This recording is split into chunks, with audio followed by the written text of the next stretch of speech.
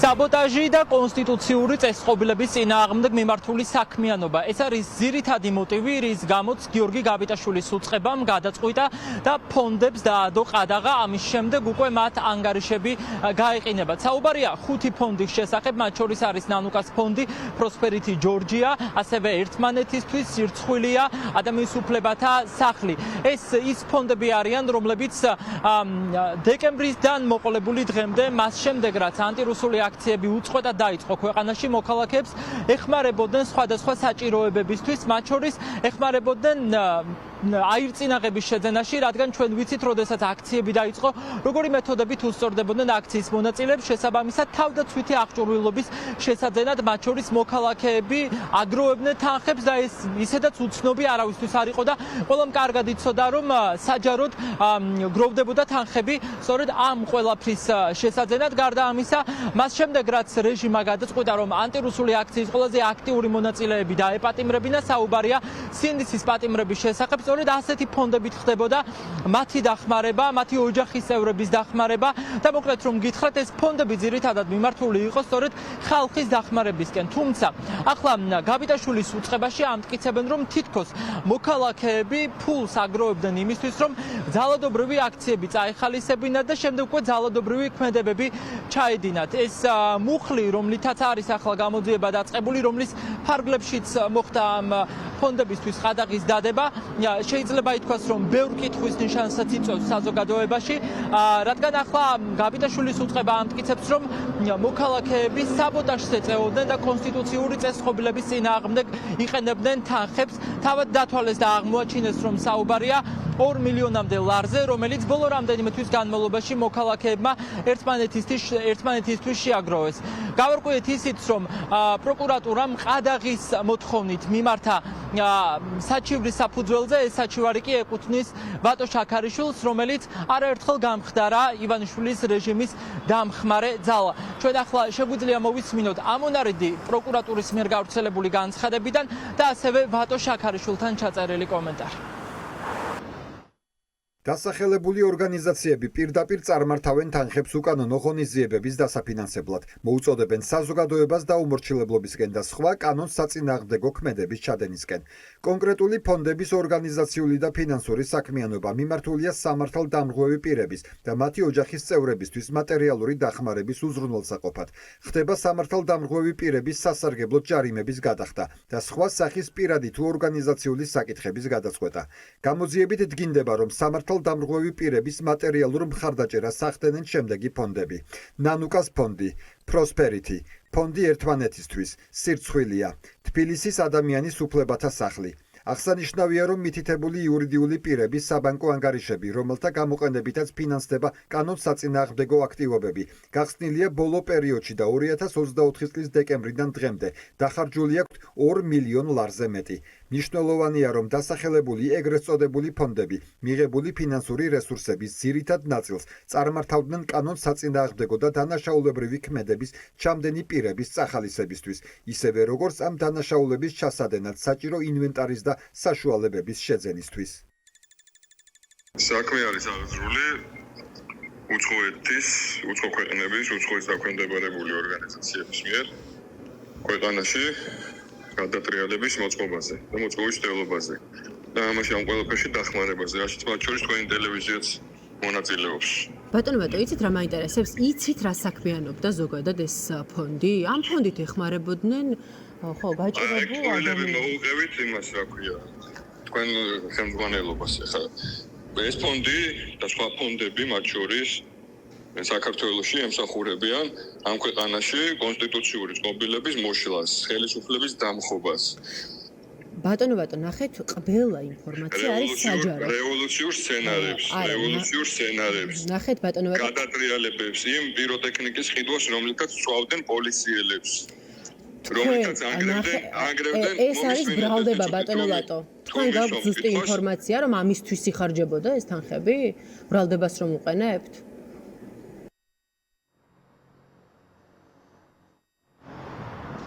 ის რომ ხალხი ერთმანეთის დასახმარებლად თანხებს აგროვებდა, ეს ახალი არ არის და არც პირადული ინფორმაცია ყოფილა დაინტერესების შემთხვევაში საგამოძიებო უწყებას, მათ შორის პროკურატურას მარტივად შეეძლო ამ ყველაფრის გაგება და სავარაუდოდ ამის შესახებ ისედაც ყველაფერი იცოდა, რადგან სწორედ აი სოციალური ქსელით საჯარო ჯგუფებში ხდებოდა მათ შორის ერთგვარად რეპორტების გაკეთებაც, რაში ხმარდებოდა ხალხის მიერ მობილიზებული თანხები, რაში იხარჯებოდა ეს თანხები და დაფარული შეიძლება თამამად ითქვას, რომ არაფერია, ამიტომ ორმაგად გაუგებარია, რას გულისხმობს გაბიტაშვილის უწყება, როდესაც წერს, რომ ეს თანხები ხმარდებოდა ძალადობის ერთგვარად სახალისებას.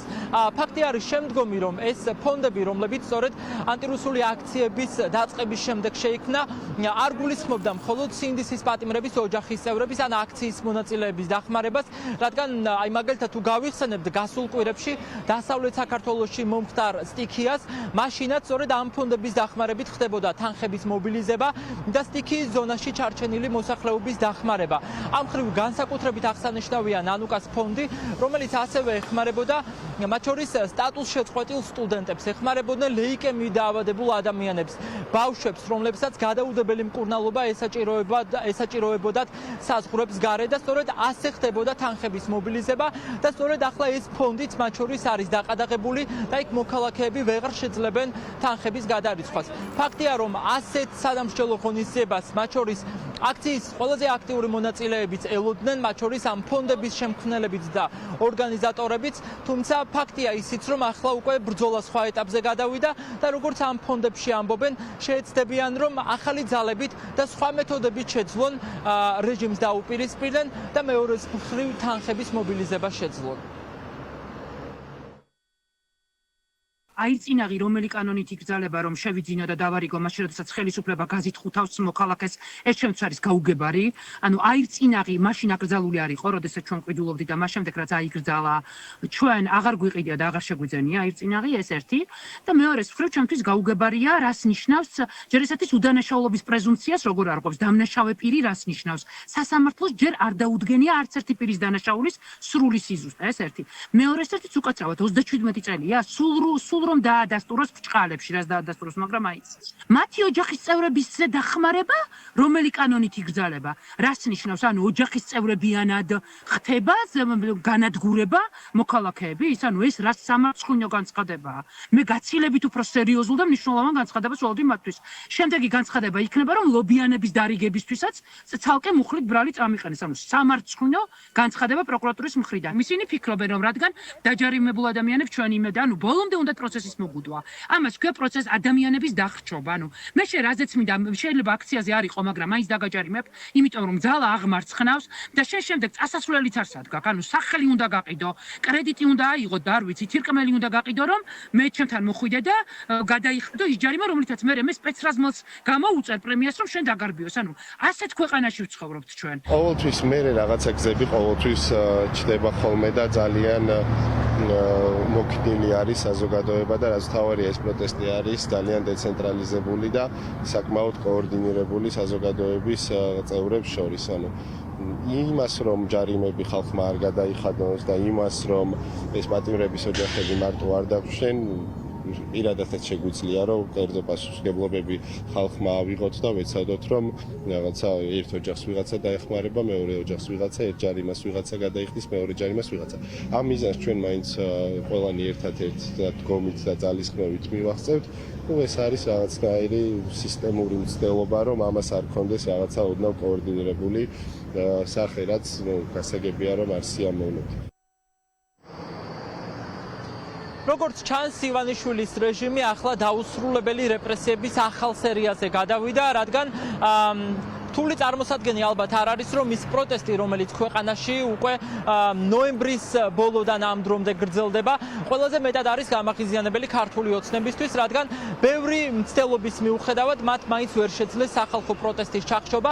ამაზე მოწმობს დაპატიმრებული ადამიანები, კოლოსალური ჯარიმები, რომლებსაც მოქალაქეებს იგივე გამოგონილი მოტივით გზის ხელოვნურად გადაკეტვის საფუძველზე უწერდნენ, მათ შორის სხვათა შორის ეს ფონდებიც უზრუნველყოფდა, რომ მოქალაქეებს ეს ჯარიმები უკანონოდ გამოწერილი ჯარიმები დაეფარათ და მათ შორის სამართლებრივ დახმარებასაც სწორედ ამ ფონდების დახმარებით იღებდნენ მოქალაქეები. ამიტომ ახლა პოლიტიკოსებს ოპოზიციაში რჩებათ განცდა, რომ ქართულმა ოცნებამ ახალი სადამსჯელო სპეცოპერაცია და რეპრესიების ახალი სერია დაიწყეს ამ საყოველთაო უწყვეტი პროტესტის ჩასახშობად, თუმცა ოპოზიცია ამბობს, რომ ახლა ორმაგად არის მნიშვნელოვანი ხალხმა წინააღმდეგობა გაუწიოს ქართულ ოცნებას. ეს არის ძალიან მკაფიო მაგალითი იმისა, თუ როგორ ებრძვის ბოროტმოქმედი რეჟიმი ყველა ფორმის სიკეთეს ამ ქვეყანაში და ყველა ისეთ ადამიანს და ფონდს, რომელიც ეხმარება გააჭირვებაში მყოფ ადამიანებს. ეს მე ვფიქრობ, კარგად არქმევს სახელს ბოროტმოქმედ რეჟიმს, რომლის ერთადერთი დარჩენილი მისია და ამოცანაც არის მეტი და მეტი ბოროტების კეთება. მეორე მხრივ ჩვენ ვხედავთ სასუსტარკვეთილი რეჟიმის რეპრესიულ მცდელობებს, რომ რაც შეიძლება მეტ ადამიანს, მეტ ინსტიტუტს და მეტ თავისუფალ აქტორს დაესხან თავს. თავისუფლებისთვის მებრძოლ ადამიანებს, მათ ოჯახებს უდგანან გვერდში. როგორ შეიძლება დღეს ვისაუბროთ აი ამ ყველაფერზე, როდესაც ჩვენ ყველა ძალიან კარგად გვახსოვს, სულ რამდენიმე დღის წინ რა გააკეთა ნანუკას ფონდმა, მაშინ როდესაც ეს ყველაფერი აი ამ სტიქიის დროს უნდა გაეკეთებინა ხელისუფლებას. მან ფაქტიურად ხელისუფლების ფუნქცია შეასრულა, უამრავი ადამიანის სიცოცხლეს გადაარჩინა. სწორედ ეს არის მათი მიზანი, რომ აღარ არსებობდეს ასეთი ადამიანები, ასეთი ფონდები აღარ არსებობდნენ, რომლებიც მიზანმიმართული ქმედება იმისთვის, რომ ეს რესურსი, რომელიც ამ ადამიანების პროტესტის ხარდამჭერი იყო, იმით რომ მათ ასე ვთქვათ სახელმწიფოსთან ურთიერთობებს ურეგულირებდა, იმით რომ ჯარიმების ვთქვათ უფინანსებდა, ან თუნდაც სასამართლოში მათ წარმომადგენლობას აფინანსებდა, ასე შემდეგ მათ უწყობდა ხელს იმისთვის, რომ ადამიანების ბრძოლის ასე ვთქვათ რესურსი რაც შეიძლება მეტად ქონოდა დამატებითი. და ბუნებრივია ეს ხელისუფლებას აწუხებს პროტესტი, აწუხებს ის თანმიმდევრული პრინციპული პროტესტი, რომელიც არის საზოგადოებაში, რომელიც უშიშარია და მიუხედავად ამ კაბალურ ვთქვათ ჯარიმებისა მაინც გრძელდება, კეტავენ რუსთაველს და მნიშვნელოვან დისკომფორტს უქმნის ხელისუფლებას და გადაწყვიტა, რომ სადაც დისკომფორტი აქვს, იქ უნდა დაარტყას და ეს ერთ-ერთი შემდეგი შეტევა არის. გასაგებია, რომ ეს პროტესტი არის დისკომფორტი ხელისუფლებისთვის. სოლიდარობის ეს ფორმები პრაქტიკულად კუთხეში ამწუდებს ხელისუფლებას და მე აიძულებს აი ესე ძალიან ესეთი ნათელი ლუსტრაციით გადავიდეს ესეთ რეპრესიულ ზომებზე. ამით რაც მთავარი იმას ვერ გააჩერებენ, ვერც პროტესტს, ვერც სოლიდარობას. ჩვენ მოგვიწევს სხვა ფორმის ნახვა შეიძლება სოლიდარობის, მაგრამ პრინციპს იმისა, რომ ხალხი იბრძვის და არის ძალიან დიდი რესურსი მათი მხარდაჭერის ერთად დგომის, ამას ხელისუფლება ვერ გააჩერებს. ქართულმა ოცნებამ ფაქტია პროკურატურის ხელით რეპრესიების თუ ანგარიშწორების, პირადი ანგარიშწორების ახალი სერია დაიწყო. ფაქტია 5 ფონდს, რომელიც თანხებს აგროვებდა მოქალაქეების დასახმარებლად, ახლა ყადაღაადევს და ყველა ანგარიში, ყველა ბანკში, საქართველოში მოქმედ ბანკებში მათ გაყინული აქვს. თუმცა ეს არ ნიშნავს იმას, რომ ეს სახალხო წინააღმდეგობა ამით შეწყდება, რადგან საქველმოქმედო ფონდებშიც, მათ შორის მოქალაქეებიც ახლა ეძებენ ალტერნატიულ გზებს იმის დასადგენად, თუ როგორ შეიძლება მოქალაქეების დახმარება.